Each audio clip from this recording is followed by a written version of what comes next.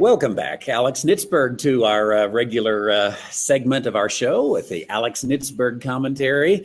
We are glad you're here today, Alex, and we got a different kind of topic today that many people may not be very well versed on, but you recently had a guest, Dr. Peter Pry, on the Alex Nitzberg Show, which you can tell us about as well, about a national security threat called EMP. What in the world is it, and why should we even have a concern about it? Well, thank you for having me on the show again, Dr. White. Yeah, on Friday, I interviewed Dr. Peter Pry about this threat. It's called EMP. It's what it stands for is electromagnetic pulse.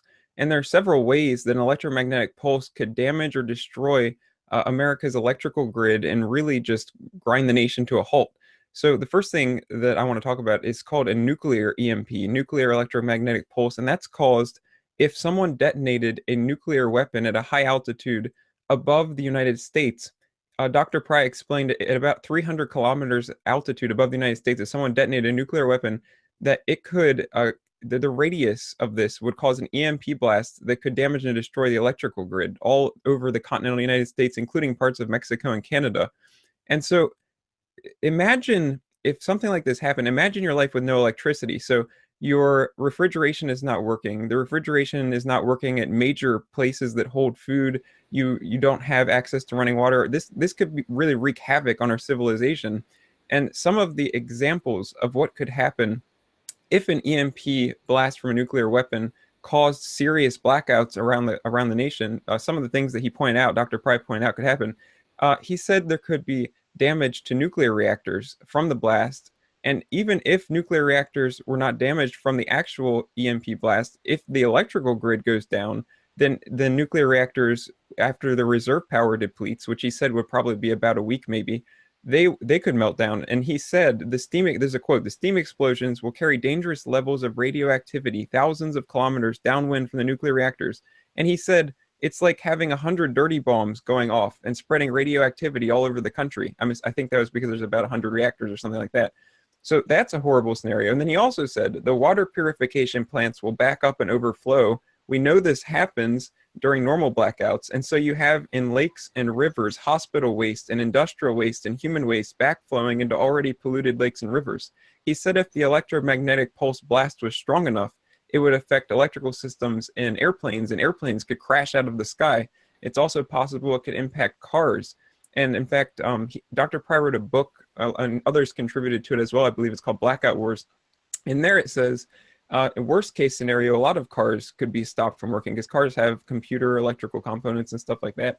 But it said even in a not horrible scenario, if a small percentage of the cars on the roadways stopped working, that would block up and clog traffic ways. And so just all kinds of things that can happen. He mentioned something called SCADA systems, which I believe it stands for Supervisory Control and Data Acquisition Systems. He said these are like computers that run a lot of different things. Here's a quote from what he said. He said, SCADA systems, and then he tells you what it means. He said, which are little computers that run everything, the water supply, gas pipelines, gas coming out of electric engines, industrial processes, all kinds of things. So these could be impacted by this. And that is a nuclear EMP pulse. And that's something that could be a malicious actor, like a state with nuclear weapons or someone could use against us. Really, anyone that has access to nuclear weapon could use this.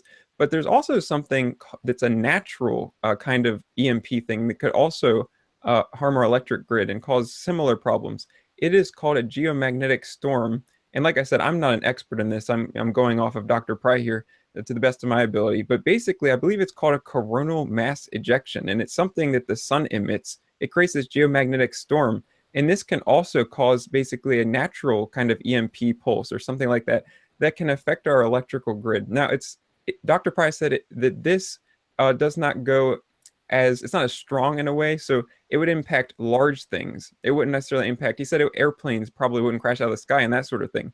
But he said it would impact the electrical grid, large things, long wires, electrical wires, telephone lines. So in the end, it would still have the potential to destroy or severely damage our electrical grid. And so what's really interesting about this possibility is that this happened. It's happened before. It's happened more than once. But one of the things I want to talk about is in 1859, there was a geomagnetic storm known as the Carrington event. And when this happened, the transatlantic cable, which had been laid at that point, was burned out. telegraph lines lit on fire, telegraph stations lit on fire in some places. And he also said that the aurora borealis was visible at the equator. The aurora borealis was in London so bright that Dr. Price said people could read newspapers by the light of the aurora borealis. And I'm trying to think what else. Oh, he said telegraph keys melted in some places. So he pointed out, this is at a time when civilization was not really dependent on electricity the way that it is now. So if something like this happened now, it would have a much more detrimental impact, because he calls it the horse and buggy days in 1859. Whereas now, imagine no electricity, and you can't drive to the next town and get your resources because they don't have electricity, and you can't drive to the next state because maybe they don't have electricity. Now, he says in his book, which I only read part of, I haven't read this part yet, but I believe there are some states that are doing something about this. But by and large, I believe there's widespread, just our civilian electrical grid, is my understanding, is not really well protected against either of these threats.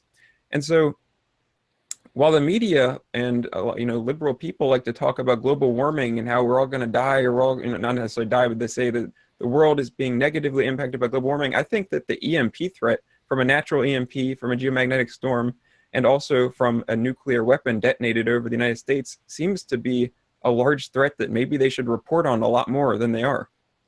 Very, very interesting. So it appears that it's really a national security threat that is going largely unnoticed, other than people like you bringing it up and Dr. Peter Pry. So is this something that the U.S. government, if it wanted to for national security purposes, can we guard against it, or is it something that no amount of strengthening of the grid would help? According to Dr. Pry, the Department of Defense does not have the ability itself to harden the civilian electrical grid because it's privately owned. So, but the thing is, first of all, technically, there are technical solutions. There are ways to harden the grid against the threat. So they exist. And he said we've known about them for 50 years. So there are ways to fix it.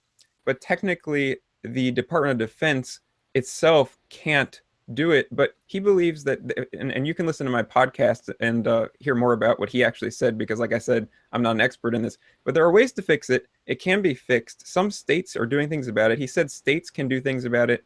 And the federal government can do something about it, apparently, because I think he said something was passed already. But yeah, there's technical ways that it can be fixed. And he even mentioned possibly the government might, provide some financial help, I think, to help them do it. But I think there is a way. I'm not sure, I don't know the legal mechanism, but there's a way to fix it. It can be fixed. It needs to be fixed. And Dr. Pry is advocating for it to be fixed. So, and you can check out my podcast for him talking about that as well. Excellent. And so if someone wanted to hear the entire interview with Dr. Peter Pry, where, Alex, would they go to find that? You can go visit my SoundCloud. I believe it's soundcloud.com/Alex Nitzberg, or yeah, that's where you can go. Eventually, I haven't posted it on my Facebook yet, but eventually I'll post an article and it'll be embedded in there on Facebook too. So excellent. And on Facebook, it's Alex J. Nitzberg, correct? It's facebook.com/Alex Nitzberg. Yeah, Alex J. Nitzberg is if you want to friend me, it's that one.